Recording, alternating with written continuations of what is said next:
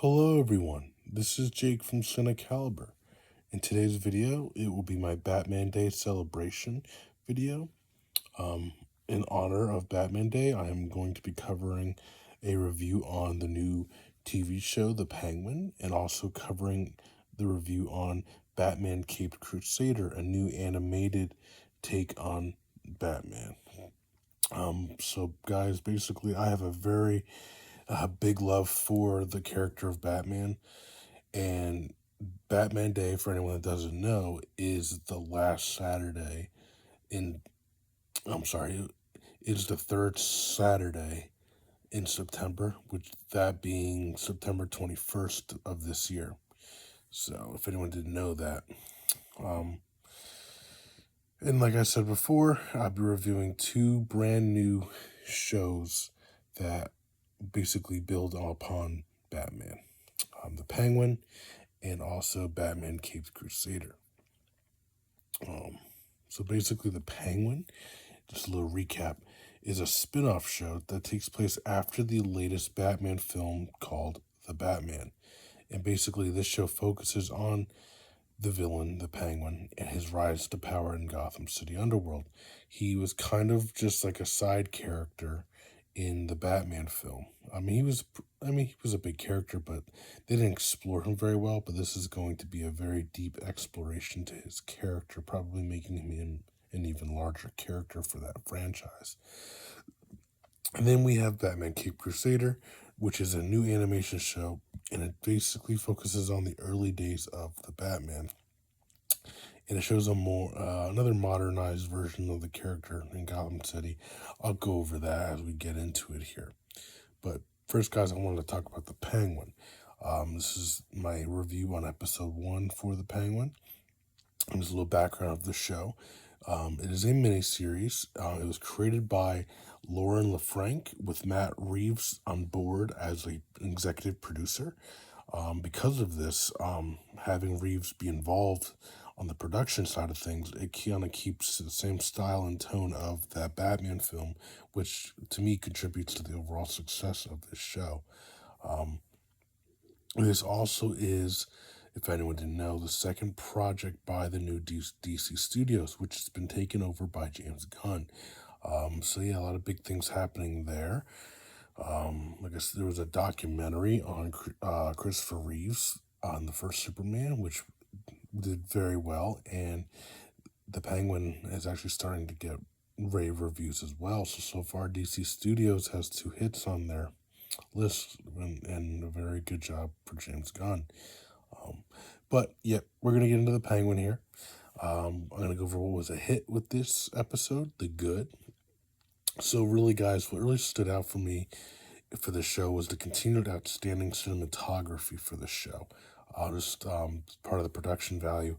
There were so many shots again that stood out to me in the show that captures really the darkness of Gotham City. Also just the overall the tone, the grittiness. It continues to be quite an accurate depiction of the atmosphere that Gotham represents. One of the biggest things I loved about the Batman film was this exact thing. It's just that Gotham City itself is just depicted as just this dark, slummy cesspool of violence and darkness. I mean, we do kind of get a sense of that in the Dark Knight trilogy, but I really feel like Matt Reeves really tackles the atmosphere so much better in this film, and in this version. Really, within the first 15 minutes of the episode, we get a pretty crazy turn of events, and it's like a very violent turn of events. It just goes to show you that, everything is kind of unsanctioned. Like anything goes in this city. I'm really enjoying that. They've really captured just the lifestyle of the criminals, and just how Gotham is beyond saving. But yeah, Batman is trying his best to kind of turn it around. But yeah, that continued, depiction of Gotham being this crazy violent city continues to make this a very compelling story, or give us a setting for the compelling story. And because of the production value too, guys, the writing and the dialogue for the show is just outstanding as well. Going back to what I was saying about the first 15 minutes of the episode, showing the kind of gritty violence of Gotham, the whole sequence showcases a developed conversation between Albert Falcone and the Penguin before it kind of gets violent. Honestly, guys, like that first 15 minutes, besides like the dark take and everything, I was immediately immersed in this conversation before it got bloody. And that is, on to me, the biggest highlight of the show, being this well developed dialogue. There were so many moments too where we just spent some time with the Penguin, like him just having conversations with other characters. He has a conversation with this character named Victor who's trying to steal his car, or he has a conversation with his mom later on in the episode. And like I said, the way that they're able to make me feel so invested in the overall dialogue, it's just amazing. Like, just I love the conversations. It just builds upon the narrative so well. Not many shows can do that, but when they do, I'm all for it. I'm a huge fan of that. The dialogue too couldn't have been pulled off as well as it did without the impeccable performances of the Penguin by Colin Farrell and also Kristen Milotti as Sophia Falcone. I have to say, Sophia Falcone probably had the best performance. I'm sorry, Kristen Milotti as Sophie Falcone arguably had the best performance of the episode. Her performance of the episode alone was bone chilling. Like, it was scary, it was intense. Everything she was in, I was initially just terrified. When she like clashes with the Penguin about different things, their moments of dialogue are just so intense and just so well performed. Like I said, she was terrifying. Like, she was such a great job giving us this terrifying, ruthless, and just overall smart character.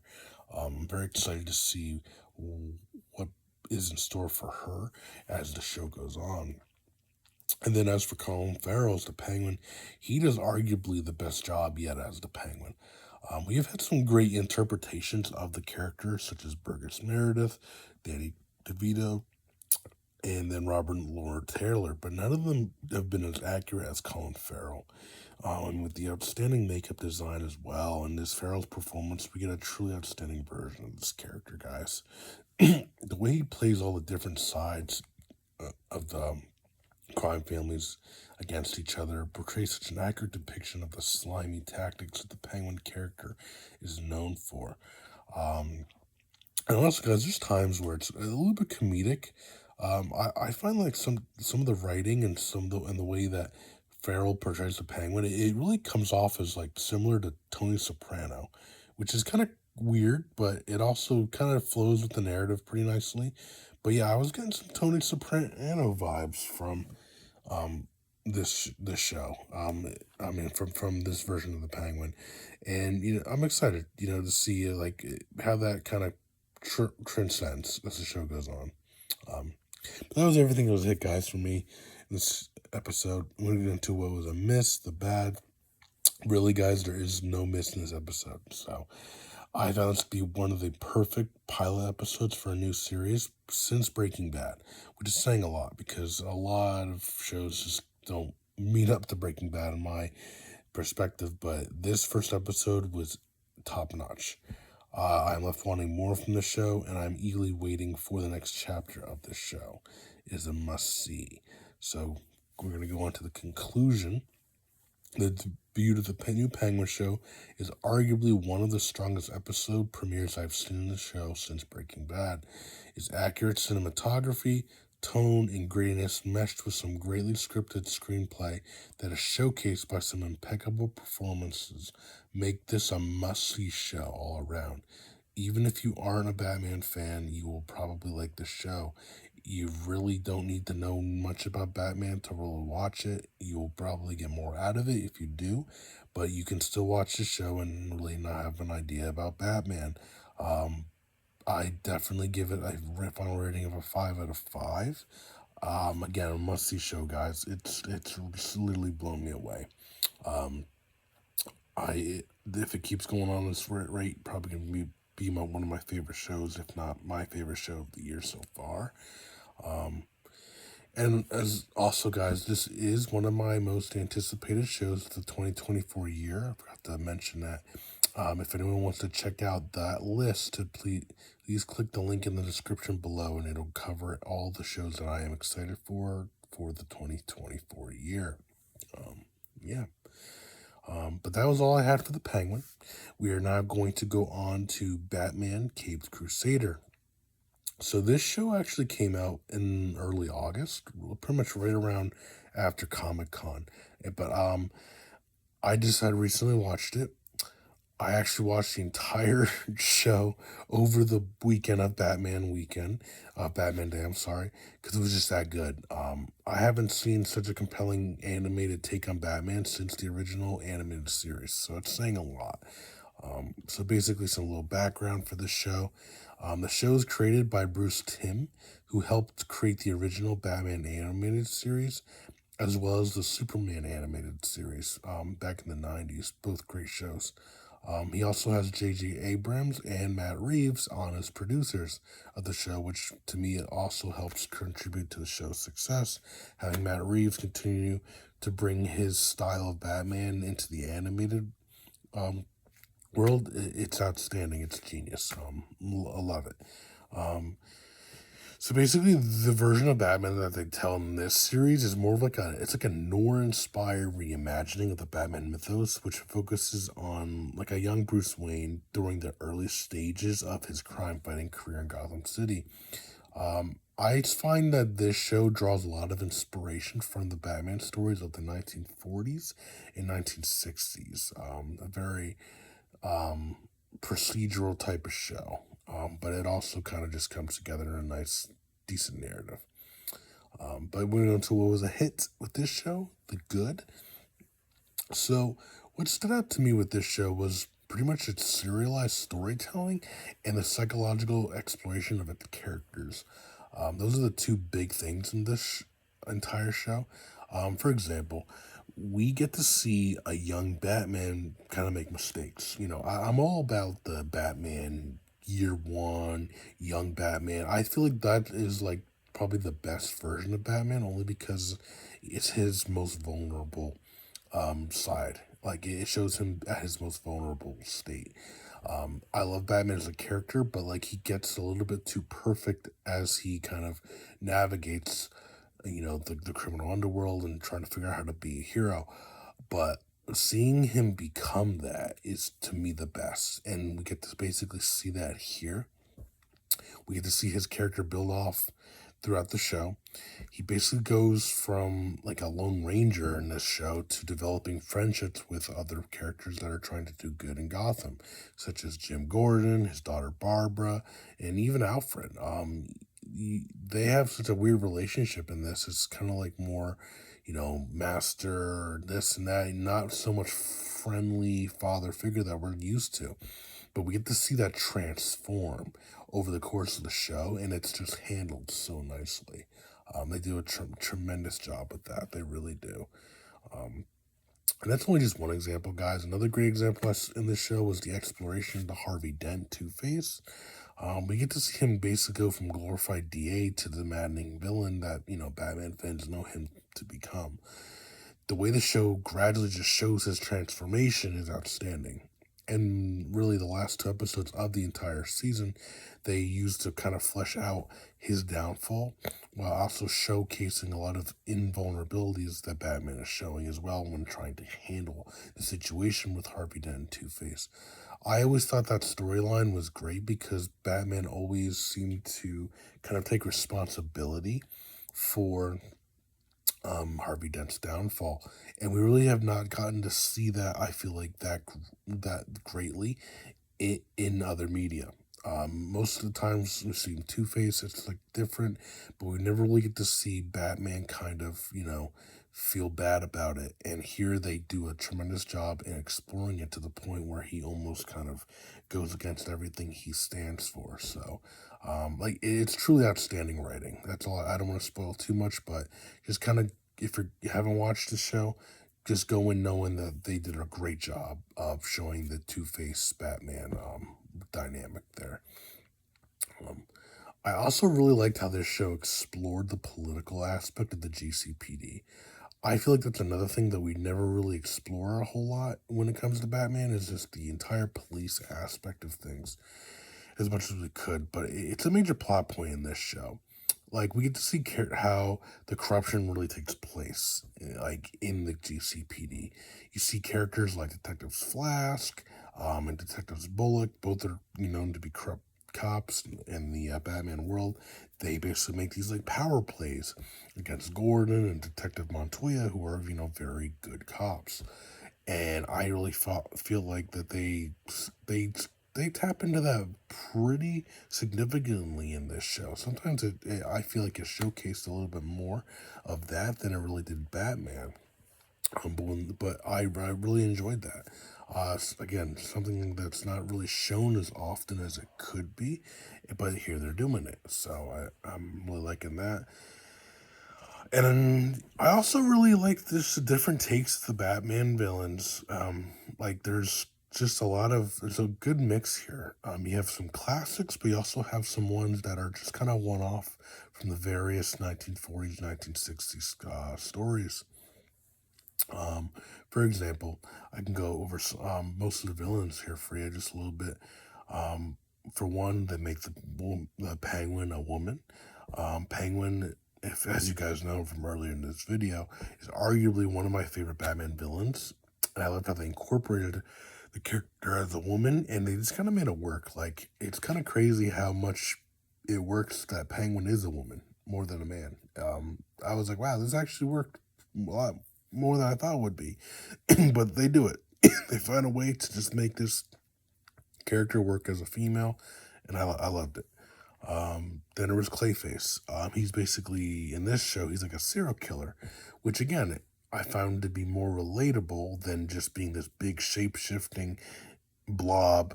It's just monster for the most part.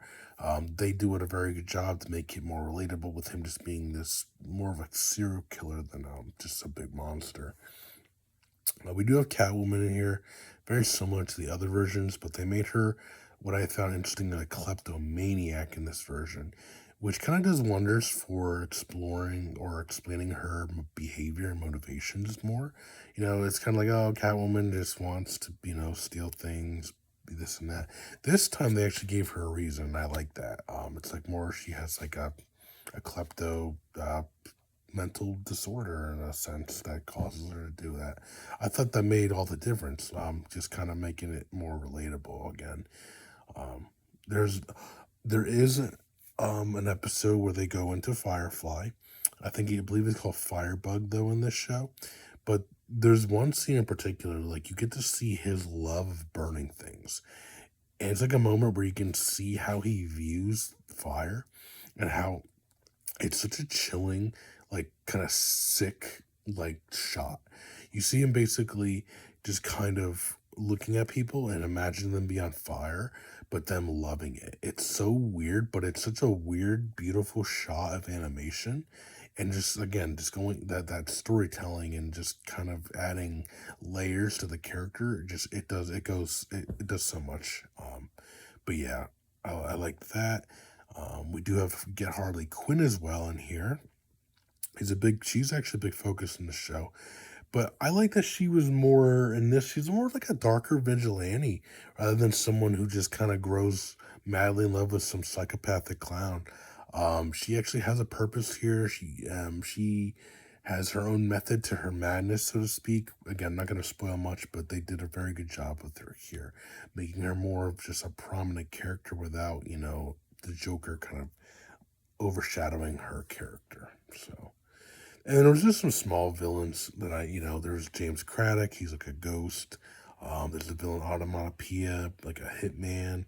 Um, and then we also had Nocturna. She is very small. You don't see her a whole lot, but there's a whole episode dedicated to her. And again, it goes back to those one-off stories that I really like that they kind of explored a bit. So, but that, guys, was everything that was a hit for me with the show. I'm going to go into what was a miss the bad. Not a whole lot. The show wasn't perfect. I felt like that the show could have been fleshed out a little more. like a little few more episodes. There was only 10 episodes, and it just felt like that Batman kind of took a back seat in his own show at times. I like that they explored a lot of other things, but like it's Batman. Like he needs to still be the main focus. It's not like Gotham, where like Gotham it kind of makes sense to center around everyone else because you're showing everyone's like prequel story, I guess you could say. But it just feels like here that like Batman kind of just comes out of the picture sometimes, and he needs to be the center focus. Like I don't know if that's just me being like crazy or just me being like biased, but it's his show, so he really should kind of be the main focus, which he is. But he's a lot of times they kind of, I feel like they mishandled that, choke us a little bit more into many other things.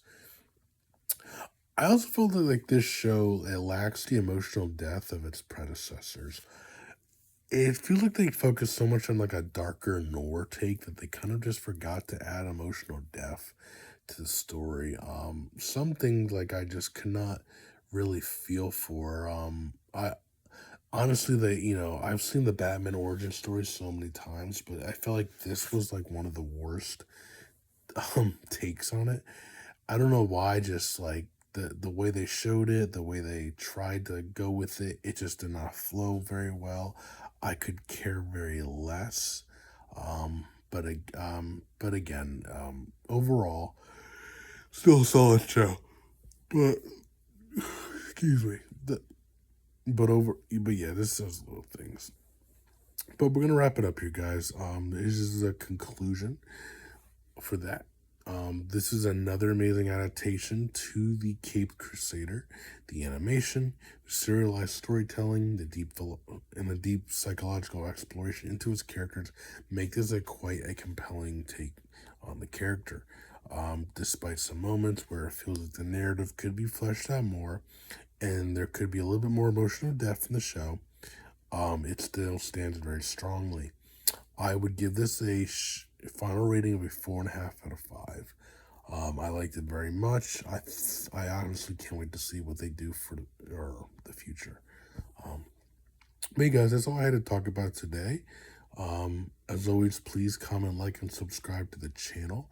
I hope you guys were able to celebrate Batman Day, and if you guys are just finding out about Batman Day, just know in the middle of September, it's always Batman Day. So, but that'll be all, guys. I will be reviewing the Penguin as the episodes progress.